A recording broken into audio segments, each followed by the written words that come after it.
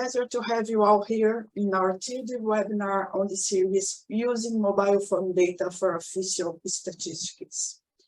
This webinar is promoted by UN Big Data Regional Hub in Brazil, with support of the Economic Commission for Latin America and the Caribbean through the Knowledge Transmission Network of the Statistical Conference of the Americas. You can visit the Regional Hub webpage at hub.ibg.gov.br, where you can read about future webinars and workshops. Additionally, you may access the records of our activities if you missed any. And now it's time to talk about tourism statistics. Usually, tourism statistics relies on conventional data sources, such as surveys and administrative data, with each of them having their own strengths and limitations. But nowadays, countries need more detailed and timely information about people mobility. In this webinar, we will learn how national statistical offices are handling these challenges and producing tourism statistics using mobile phone data. Today, we have two guests, and they will speak about 20 minutes each. After that, we have 10 minutes for questions and answers. And please place your questions on the chat, and we'll bring them at the end of the speeches. Our first speaker is Mrs. Alfatifa Remy.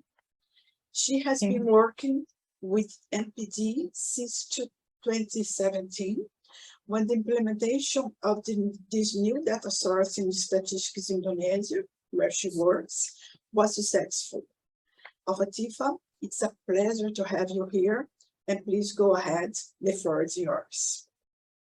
Thank you, Maria. But before I ask a permission to turn off my camera, since my internet connection is not good. So while I'm presenting, I'm going to turn off my camera. Is that okay, Maria? Yes. Yeah, sure. Okay, thank you.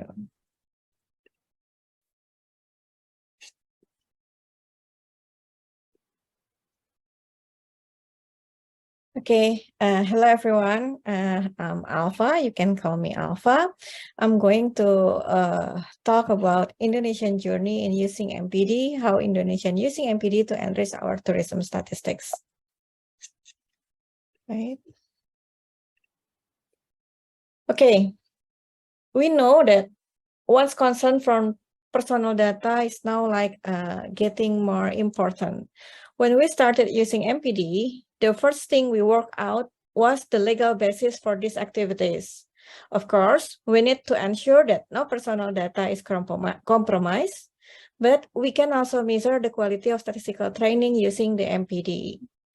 Statistics Indonesia is a government agency tasked with collecting data and is required to maintain the confidentiality of the data collected. The statistical law issued by the government is sufficient to serve as a basis for these activities. In addition, the data that we get from mobile operators is also encrypted, so we don't know whose number where we are reviewing the data for. However, for research purpose, with the operator permission, we collect volunteers who express a willingness to have their data analyzed so we can verify the trips they have taken. As Maria mentioned, actually our research is started in 2016, but our first statistic were produced in 2017. Research on MPD has been carried out with the initial target of inbound tourism at the border. At that time, when we started working with MPD, we didn't have any knowledge about what is MPD. With the escort of the Global Working Group of Big Data and also with the help of Posisium, which is Sim already here, also helped us by carrying out a series of knowledge sharing. I was once of Sim student at the time. In 2018, MPD exploration continued to a broader scope. We are trying to measure local tourists in Indonesia. It involves data from approximately 130 million cellular phone subscribers. In calculating tourist statistics, it turns out that MPD can also be used for other use cases. And until now, The use of MPD is still a topic of ongoing research in Indonesia. We are trying to use all operators, and also in this year, we were trying to count domestic tourists within the city.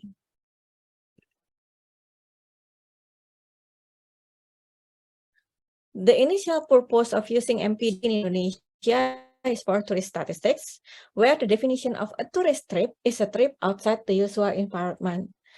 The basic concept used by Statistics Indonesia in its usual environment is the city when you live, where you live, and where do you do your daily activities.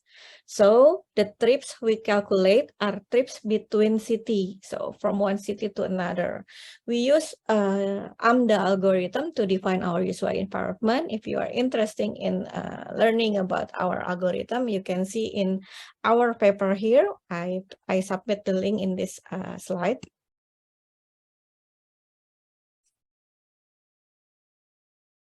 Defining trips is also an important basic concept in using MPD. In one series of trips can consist of several visits. When this happens, what is recorded is the city that is the main destination. So we need to define the main destination of each trips. Travel time, actually travel time is a derived variable that is processed using MPD. Combined with distance, each visitor record can be evaluated. Is it reasonable or not? In fact, the MPD variables are standard. We have transaction time, we have geographic coordinates, and also transaction type. This is then used as derived variable to explain human mobility. Pattern recognition, of course, needed to find out what anomalies might occur so that data cleaning can be done first. And our insight into the data will be even better because maybe the characteristic of your country will be different from Indonesia, so it will have different pattern. In this slide, you can see the MPD summary on the left, and on the right is the journey flow if mapped, if translated into map.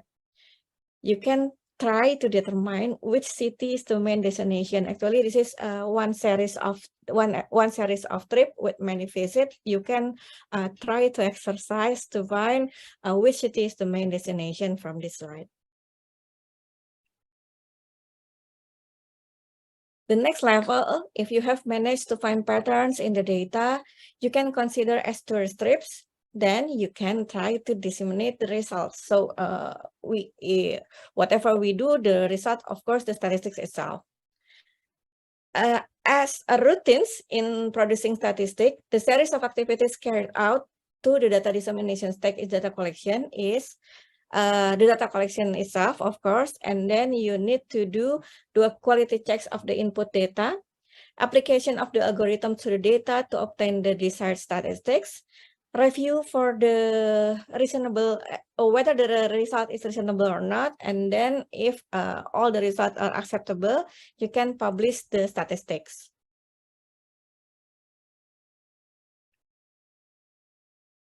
Before using MPD, we use a classic survey to ask about travel patterns. Survey like this have the advantage of capturing travel patterns and also capturing tourist demographics, modes of transportation, and expenditure during trips. These three variables, the purpose of trip, demographic, expenditure, and modes of transportation cannot obtain by using MPD. To complete the required statistics, a digital survey conducted from the travelers that we have known that they are making trip. The survey was conducted with the help of mobile operator because we don't have the access to customer data. The digital survey link is disseminated through SMS to customer numbers that known to be traveling. We ask for their purpose of trip, their demographic, their expenditure, and their modes of transportation.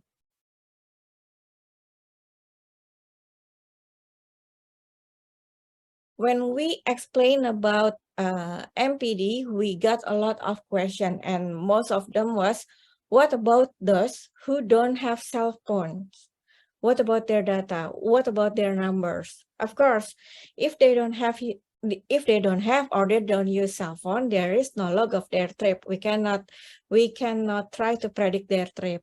For this reason, the estimation of the total population is carried out by means of weighting. In our socioeconomic survey, household survey that we routinely conducted every semester, we asked about cell phone ownership and the number of SIM cards used by each household member. These results are used as a weight in estimating the population. So we ask about whether they are using or not using cell phone, they are owning cell phone, and the type and number of SIM card used. We use this combination to build weight to estimate the population.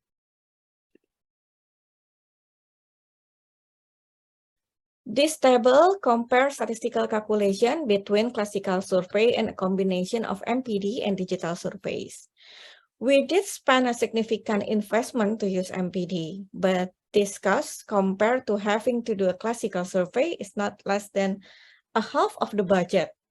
Not to mention, using the same data, we can produce several other indicators. As you see from my roadmap, we have produced also commuter statistic, non-permanent mobility, point of interest analysis, event analysis, and a lot of more. By using MPD, we can present tourism statistics down to the city level. It's a matrix with a size of 514, whereas previously, before MPD with classical survey, it was only up to provincial level. So we have only a matrix with a size 34 matrix between province in Indonesia. We can also produce monthly statistics. Previously, it was yearly, but with MPD, we can also produce monthly statistics. So now our tourism statistic is become more richer.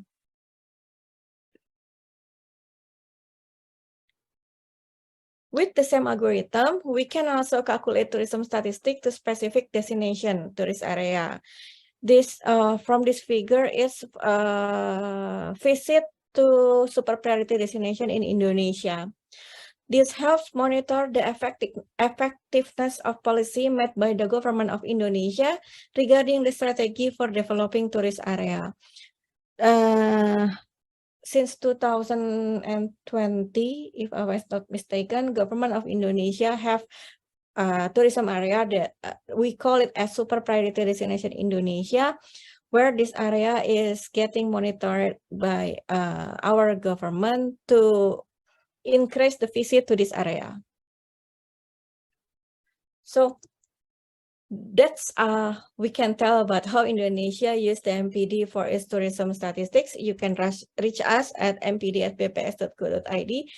And if you want to know how many person you need to perform this activity, actually my team is consists only with 4 people. I have Sinung as our data architect, and also Adit as our data engineer. We have Calvin and Apri as our data scientists. So if you don't need to start to think with a big team, start with small one and start to figure out your data to start to use MPD. And if you don't know how to do it, actually the UN have provided the handbook to use MPD, and also maybe just like us, you can ask assistance from the GWG or Positio. Thank you, Maria. The floor is yours. Thank you, Alpha. It's a very interesting presentation. Of course, we all need to know more about using MPD, but anyway, it's very interesting. Thank you. Yeah. And now we have our second speaker. It's Mr. Sim Esco. He is working in business development imposition since 2014. And for close to 10 years, he has connected mobile network operators and government stakeholders for projects that provide useful data for decision makers. Sim has an international economics and business background from universities in Vienna and Copenhagen. He is a member of the UN Committee of Experts on Big Data in Data Science for Official Statistics. Please, Sim, go ahead. The floor is yours. Thank you, Maria, and thank you, Alpha, for the thorough presentation. So, Alpha presented PPS Statistics Indonesia experience with mobile positioning data, and they're using it for different kinds of cases. And now I want to focus more on the international collaboration on this topic, and where you can find more resources that can help you in your journey if you choose to have a mobile positioning data project in your office, and also to let you know which other countries and how they are using this data for tourism statistics.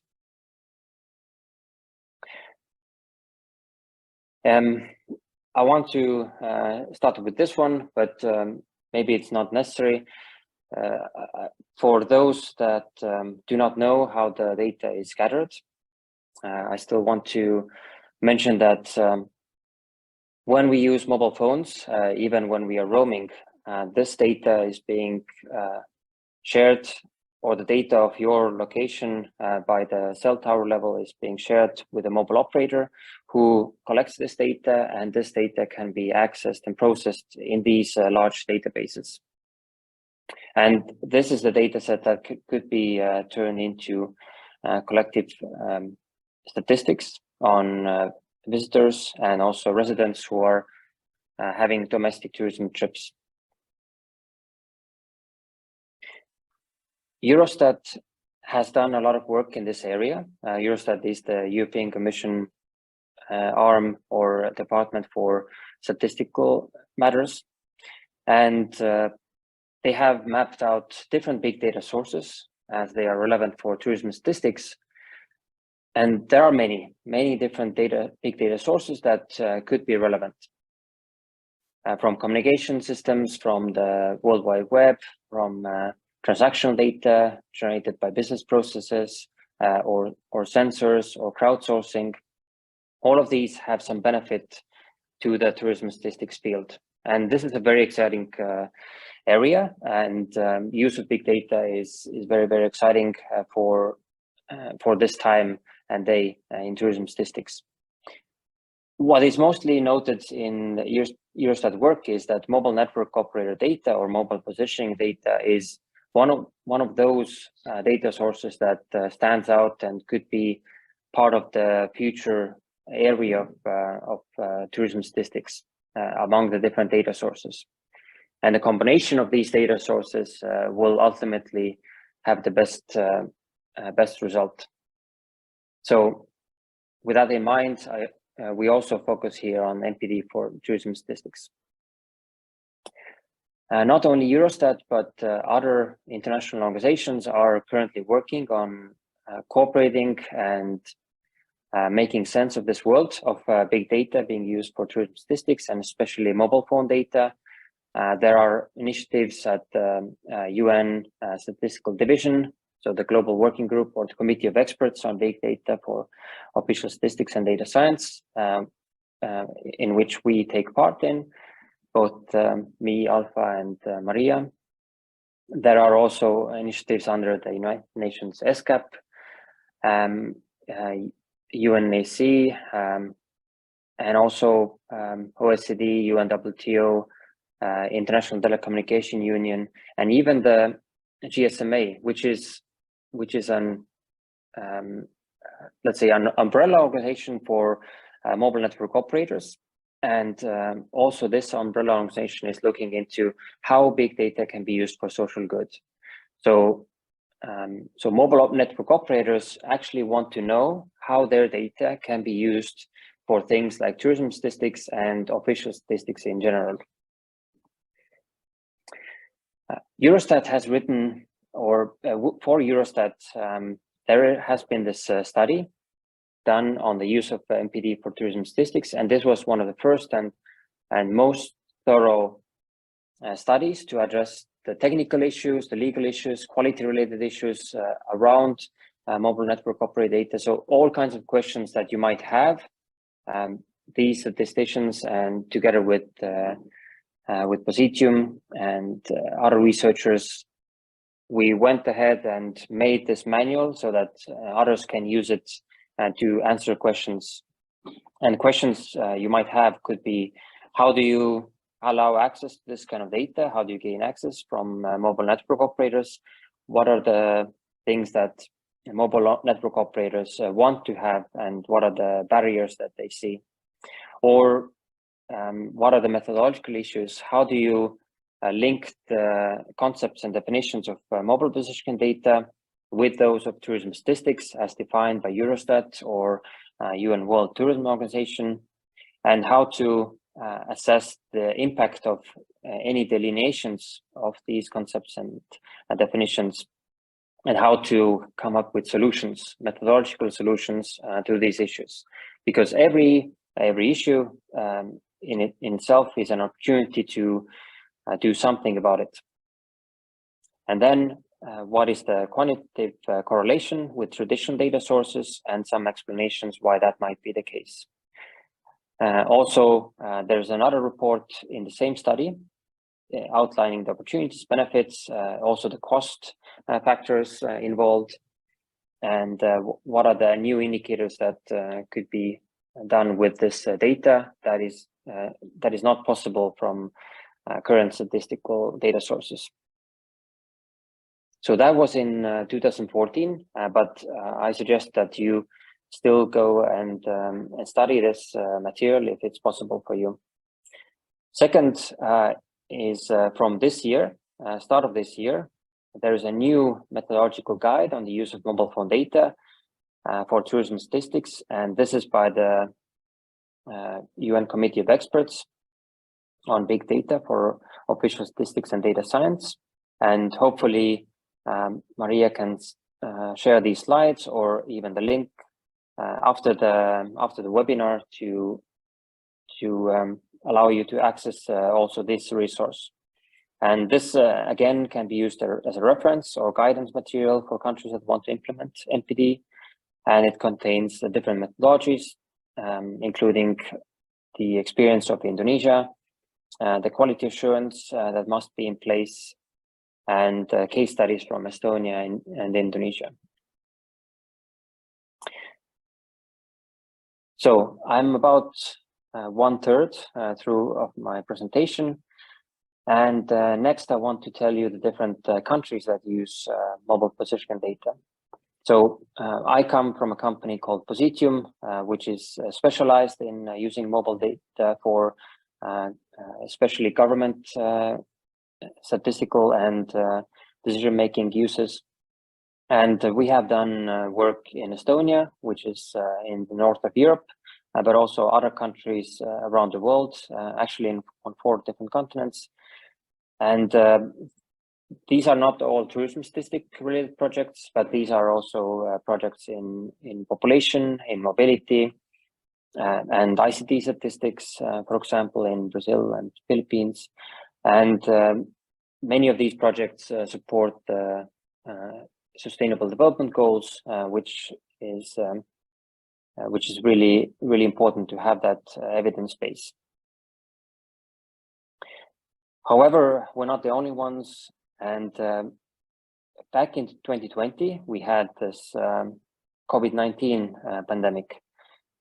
Back then, it was immediately apparent that use of mobile phone data could be used to track mobility and see if people are actually holding on to the mobility restrictions that were in place so that we don't spread COVID-19 disease. And this is a report from GSMA. So this is the umbrella organization of mobile network operators, which reports that so many countries have done one project or more regarding mobile phone data analytics to support the response towards COVID-19.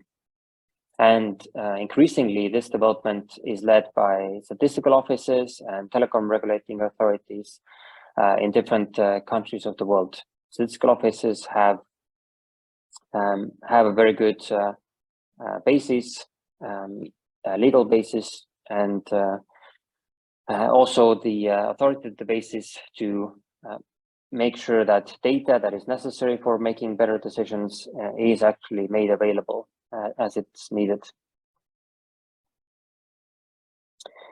And now, when it comes to tourism statistics, there are two countries currently that I know that produce official statistics. So MPD is a primary resource in statistical production. These are Estonia and Indonesia, and you can even find that in the UN World Tourism Organization the Statistics Compendium. These countries note that one of the data sources is from mobile network operators.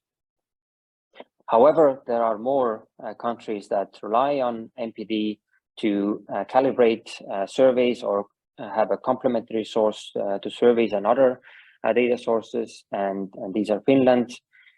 Statistics Finland is working on mobile phone data.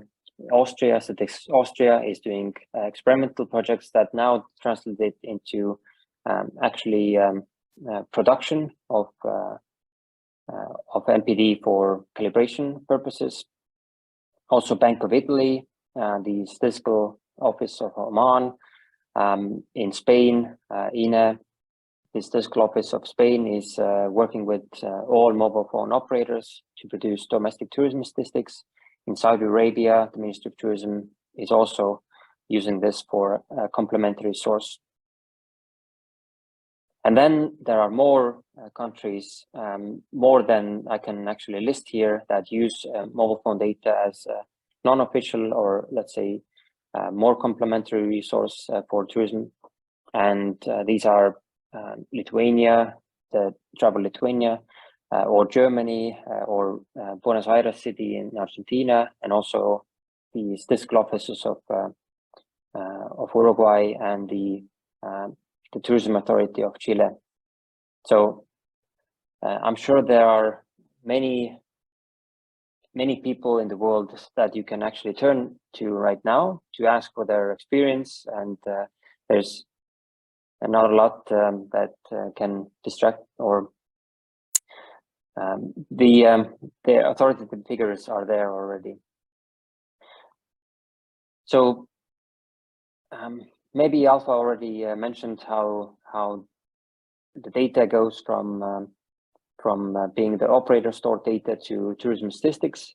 I want to mention that once tourism statistics are produced from this data source, they are very relevant to many different stakeholders. So National Statistical Office might use it for tourism statistics, but National Bank will have to see how the travel data can be used for balance of payment calculations, not only tourism, but other travel, and local tourism authorities to promote and measure the effectiveness of the promotional campaigns and develop the local tourism.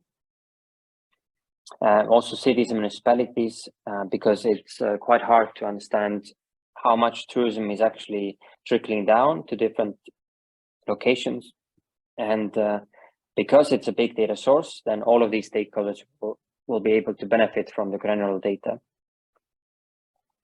So now the last part of my presentation, which is the benefits of mobile phone data. And I'm sure you agree that that compared to surveys, there is a lot of benefit from having a data source that is timely and current, and produces the data much faster, but also has a more wide-ranging breakdown of countries that are possible, because you're not able to gather all of the countries from the sample surveys. The sample size of mobile positioning data in Estonia is about 200 times compared to what is possible with the surveys, while being more cost efficient. And I think Alpha had a good slide about that. Then it already has a lot of benefits compared to surveys in terms of effectiveness, but you also get better geographical granularity from the results. For example, going down to destination level, as I said, to municipality level, and understanding where are the visitors going to within the country. And then understanding this information also on a daily level, for example. So really going to every destination and on a daily level to see what kind of visitors from which countries are visiting those places. And for example, if you have an event in the region, then you might understand the impact of that event to tourism. For example, this is one destination in Estonia where there's a seasonal tourism flows happening, and at some point at one time there's a very big international event that attracts a lot of tourism, and this shows up in these charts of tourism statistics. Very clear how this event is impacting the local municipality. But in a way, you could say that there are too many tourists for this small municipality. It's quite hard to compare mobile positioning data to existing data sources and find out whether what you're seeing from mobile network operator data is actually the truth. One way to find out is by looking at the specific place and specific time and compare some data that is available for that location. For example, in Oman, the National Center for Statistics and Information is running a census survey of tourism in one area in the one tourism area, and they have police stops on the road asking every single visitor that is coming in what is their purpose of visit and where do they come from.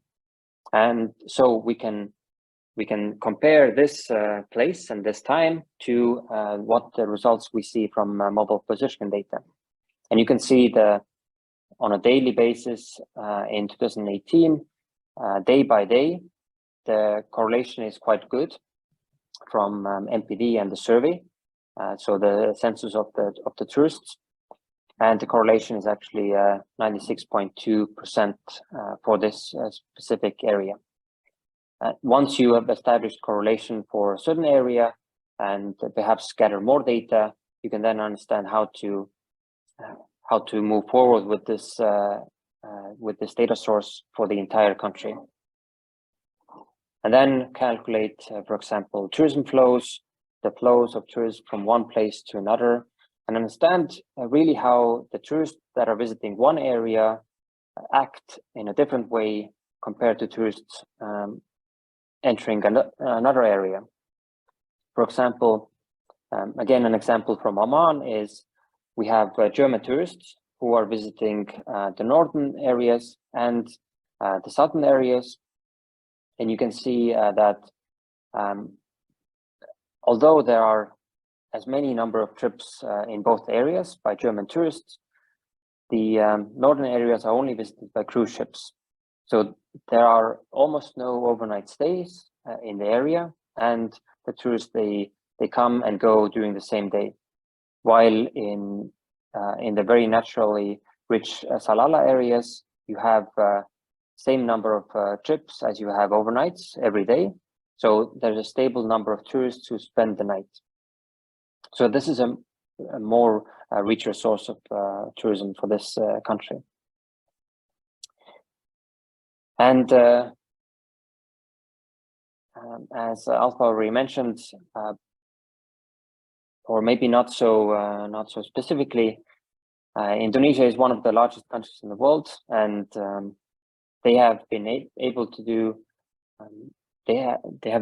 do a domestic tourism survey that normally takes thousands of different enumerators for conducting the survey across the country, going from household to household, to doing that with 8 and now even 4 data scientists who are working on MPD. So that's the kind of cost effectiveness that you're seeking, and Indonesia is actually using this data for their tourism satellite account, which is more impressive. So to summarize, I want to say that the future of tourism statistics, and this is not from me, this is from Eurostat tourism statistics discussion paper. The future is more geared towards using big data and administrative data sources for tourism statistics. And surveys will still have their place, but to fill those gaps that are not possible with big data. Hope you agree with this vision, and I'll be happy to discuss with you, any of you. If you want support from the international community or myself, please get in touch with me. Thank you very much. Thanks a lot for the presentation, Sim. It's very interesting. I didn't know that a lot of countries were working with MPD for tourism, even though not all the countries are using for official statistics, but they are using MPD anyway. Now we have some questions. I had a question for Alpha. Alpha, how did you convince mobile phone operators to contribute in this interesting project? What are the main characteristics of the legal agreement signed? Okay, Maria. First, we have an MOU with cellular operator. We ensure that this can and should be done by explaining our regulation that we have. We have the statistical law, we have the GDPR, the personal data restriction. And then second, of course, there is a cooperation scheme between BPS and cellular operators. We have contract to access their encrypted data within a certain period of time.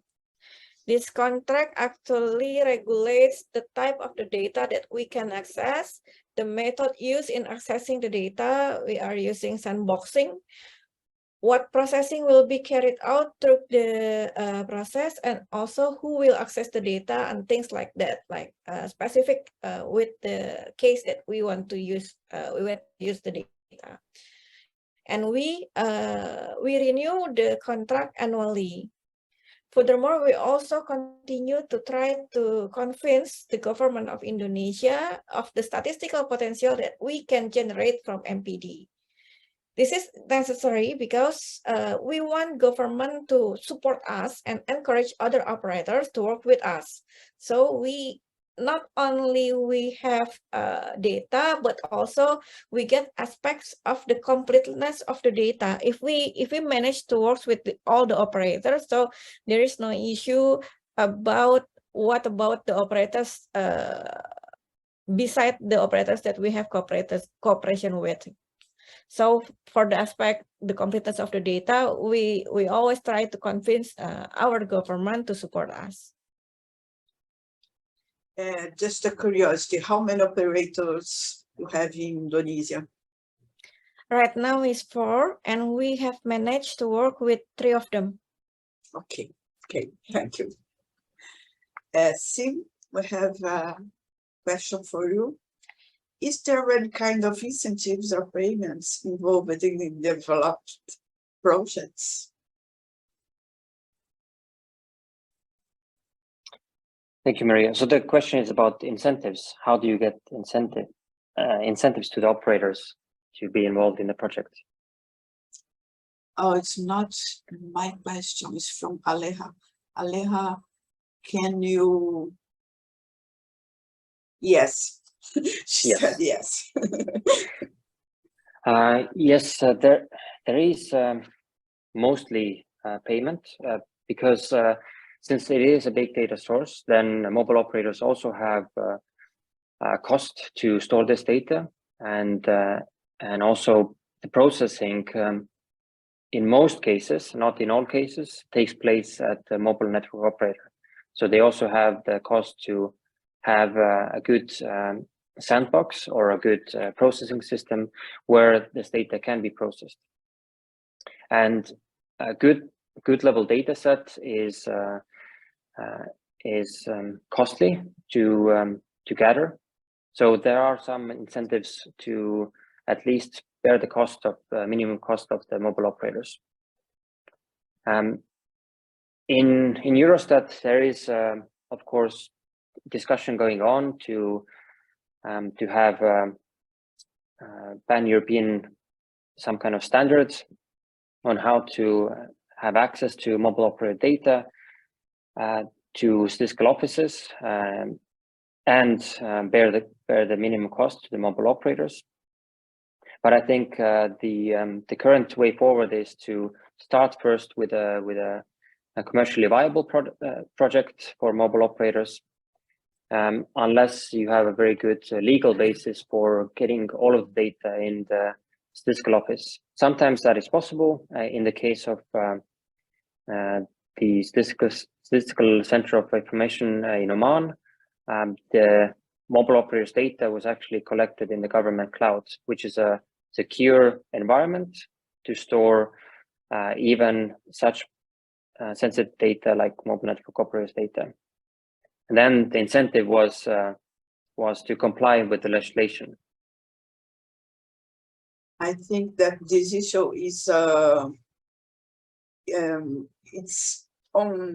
it's an ongoing discussion everywhere, because I think that the problem to use mobile phone data is exactly the access to data, because mobile phone operators, of course, they don't want to give data for free.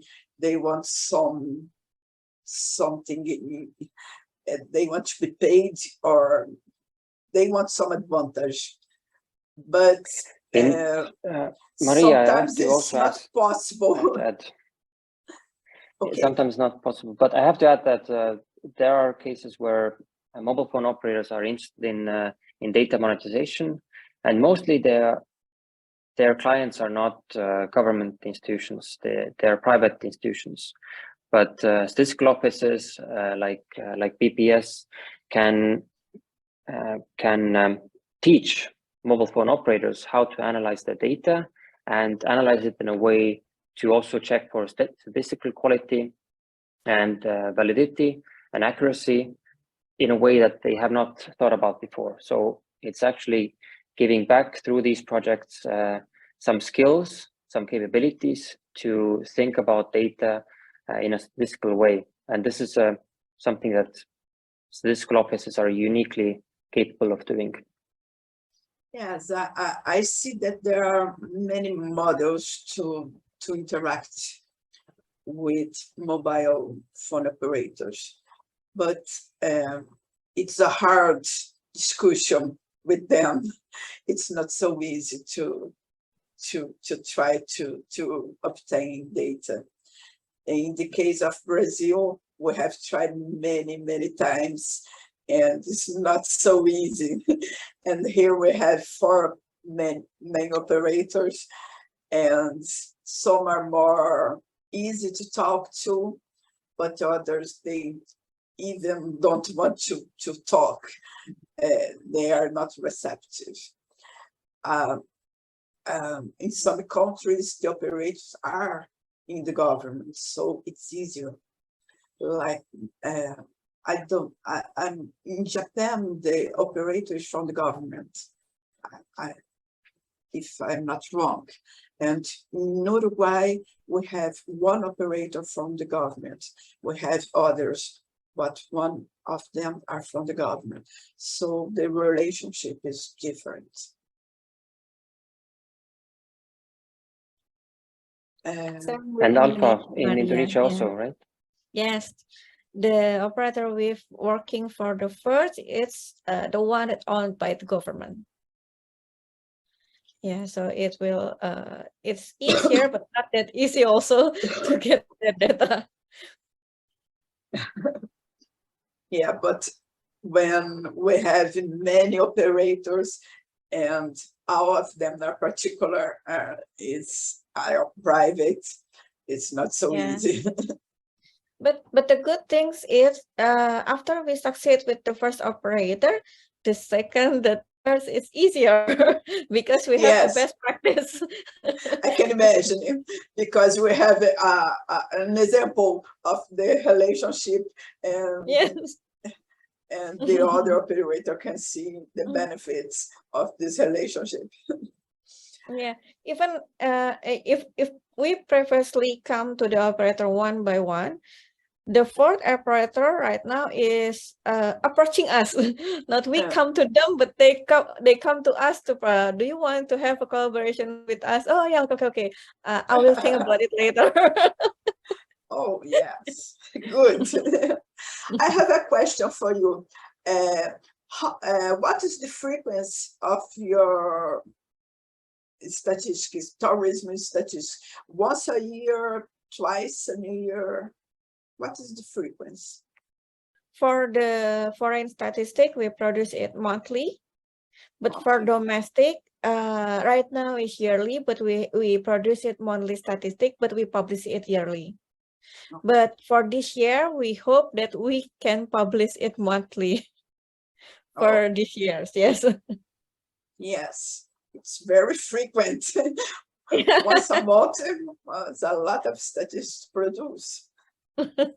Yes.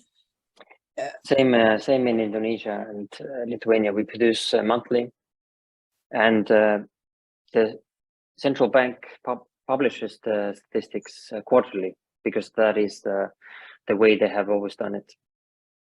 But they get the data, they receive it every month by the 15th. But you said that Lithuania is not official statistics. Yes, it's with the tourism board. Okay. Okay. It's not Actually, the Lithuania is statistics, it's not from the official national it's not official at the moment, but Lithuania is an interesting example. Their statistical office just became a data agency, from statistical office to data agency. So they are now the organization that is capable of handling all kinds of data, including administrative and big data. And their law now states that they are able to process and gather also mobile positioning data from mobile network operators. Mm-hmm. So if you have a change in the legislation, then of course it's possible to write in the new possibilities and the new data sources. Yes, it's another point, the change of legislation. We have in Brazil, we have to change the legislation because mobile phone operators, they said that they cannot give us data because privacy. The confidentiality of data.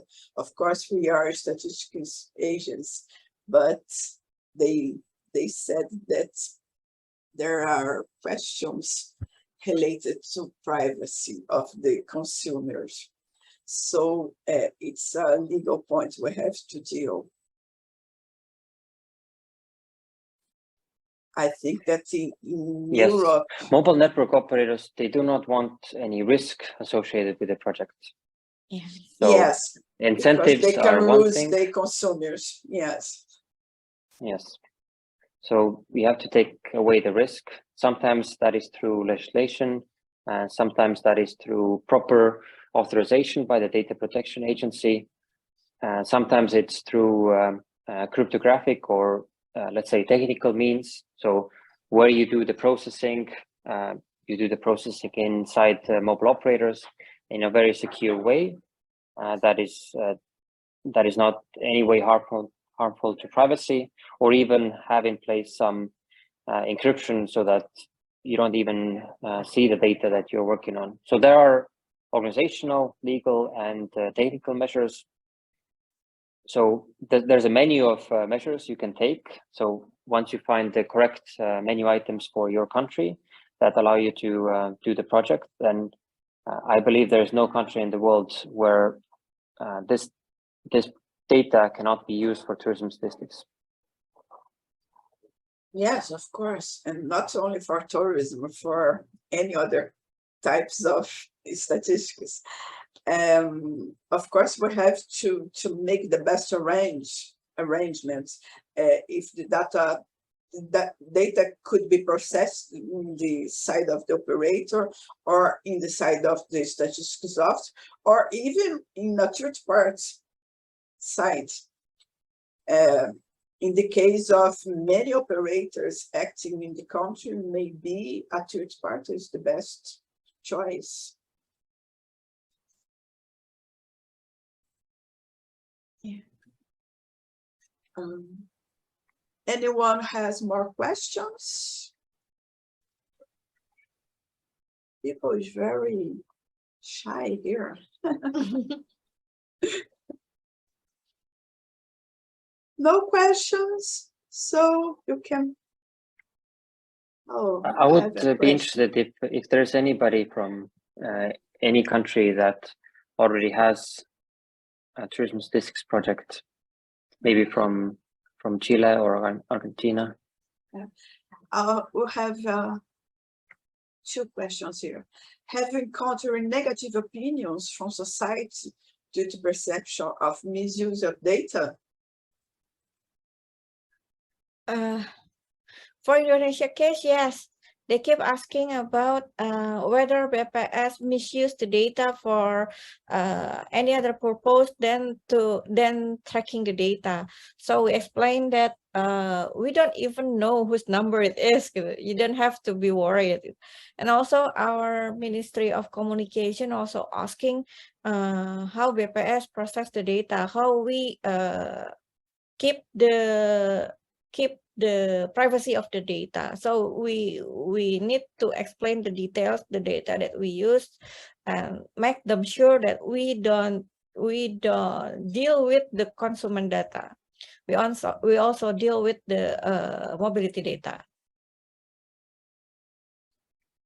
Sim, can you give an example of the volume of the information you can get in a country daily?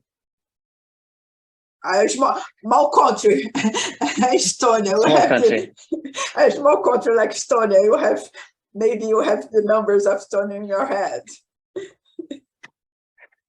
Actually, in Estonia, the data volume is small, only in some terabytes. But since you are all in South America, you are in the southern hemisphere. The biggest data set in the southern hemisphere is in Indonesia. Yes. Yeah, when we produce our domestic tourism in 2018, the 130 million subscriber, and the data is more or less 30 billion rows. 30 billion rows of data. So yeah, it's quite huge. Yes, because the population of Indonesia is very, very big. And we are quite active with our when we are using mobile phone. So the data is a lot of data.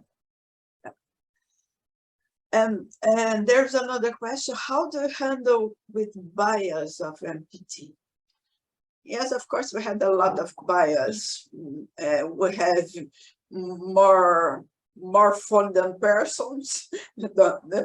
Of course, it's one bias, and we have a bias considering that children don't use phone and the elderly don't use. I think that we don't handle this bias. We have to accept that data has a kind of bias. But we do, Maria. Actually, we built the weight for estimate the population. We built the weight based on our socioeconomic survey. We ask our citizen how they use their phone. Do they have phone? Do they use it? Do they use it when they are traveling? How many SIM cards that they are bringing? And something like that. We use it to do weighting to our data. Yeah. You have an auxiliary survey to answer these questions, and so you correct the bias of the MPD. But what about the kids children and elderly using data. You don't correct this type of bias. I know. No, with the demographic. But actually, this year we are trying to research if we can find the pattern of group mobility. So if some people traveling together, can we find the similarity of their data? We are trying to find it, but we haven't found any conclusion yet. But since we start the research in this early of 2023, so we hope we have a good result from there. There are many sources of bias. Maybe they're included in 3 broad groups. One is the bias from the data itself, which is something you have to clean. So there are errors in the data that you have to take into account and counter. For example, wrong locations and too much data that is not actually from people. So machine-to-machine communication, and there are others. And then there are those biases that are more about measuring the additional measuring the statistics and measuring the definitions that you're trying to go for, which is tourism, and taking out all of those, filtering out all of those that are not tourism. For example, transits and regular movements.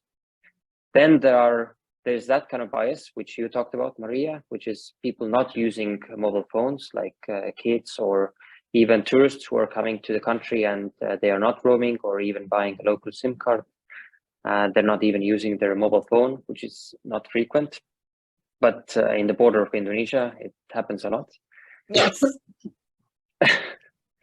And for that kind of bias, you cannot do anything inside the data. You have to extrapolate up from the data to the total population, and you can only do that with additional surveys or using other additional sources like immigration data, accommodation data, and other types of data sources that are available. Yes, you have to use auxiliary data to try to correct this bias, mainly demographic bias. A last question. What technology to use to process big data? Maybe Apache Spark. I don't know what to use. Okay, for Statistics Indonesia, we do different kind of technology with different operators because we don't want it to become their burden, so they can use their technology that they have as long as they give us access. They give us the right to access it. But with one of the operator, they use Hadoop, so we use Apache Spark. But with another operator, we use Google Collaboration. We use Google Collaboration, so we work with Google Collaboration. And the last one, the third one is very funny. They don't give us access to their data, but they did all the scripting, all the algorithm in front of us, so they can they let us see them do the tasks, and we guide them what to do. It's different. All the 3 operators, we have different strategy for each operator. Thanks, Alpha. You use a lot of technologies also. Yes, sometimes you have to take into account what the operator is using, how they have set up their sandbox. Sometimes you can make your own demands, and sometimes the data set is smaller. For example, for roaming data, it is smaller, so maybe you can use even PostgreSQL, but for other data sets, you have to use some combination of Spark or Python to process the data. And of course, for statistical purposes, maybe you're used to R, and you can have intermediate databases which you can then start to work with. And at some point, the databases you will be able to process it for statistical purposes with R, for example, and generate nice dashboards and analysis. Oh, we have a last question. It's the last one. I don't think it's not possible, but Guillermo is asking if MPD can be used to estimate the degree of urbanization or to differentiate urban-rural environment. I had never heard about this use of MPD. Yes, well, Yeah. if there's something that could be done with MPD, then Indonesia is doing it. So Yeah, we are I think using this is the MPD for MSA. commuting and migration. So we don't tell it exactly to explain urbanization, but by doing commuter and migration, we can get the analytics to there. Yeah, we calculate the migration and commuting. And you use that for delineating the metropolitan statistical areas, right? Yes. And also So- for I see the question from Anna. Yes, remember Sim, when we do the ICT indicators, we are trying to estimate the coverage of internet and also how many the percentage of population who use internet. We use MPD for that to explain ICT indicators. Yes, thank you, you two, for the presentations, for the good discussion. And Maria, Anna had a Yes. question about using MPD for population, and I think this is a good opportunity for you to advertise the next webinar. Yes, the next webinar on March will be on population statistics. So we have, I'm not sure, but we have 4 or 5 next webinars, one for months. So we have about disasters, and we have about population, and we have about transport, and we also discuss about data access, the models of data access. We have a lot of discussions here. So, but the next one will be about population. Okay, you will be informed about the dates and the speakers. Okay, thank you everyone for being here with us. I appreciate it too much. Thank you. See you Thank you, next Maria. month. Okay, Yeah. bye-bye. If you still Bye. have questions, you can write to me or Alfan. Yeah. Yes, yes, please, you have the emails on the presentation, so you can write direct to them. Okay. Okay, Thank see you next you. month, Maria. See you next month, Sim. I hope we can meet again. Thank you. See you. Bye-bye. Thank you very Bye. much. Muchas gracias.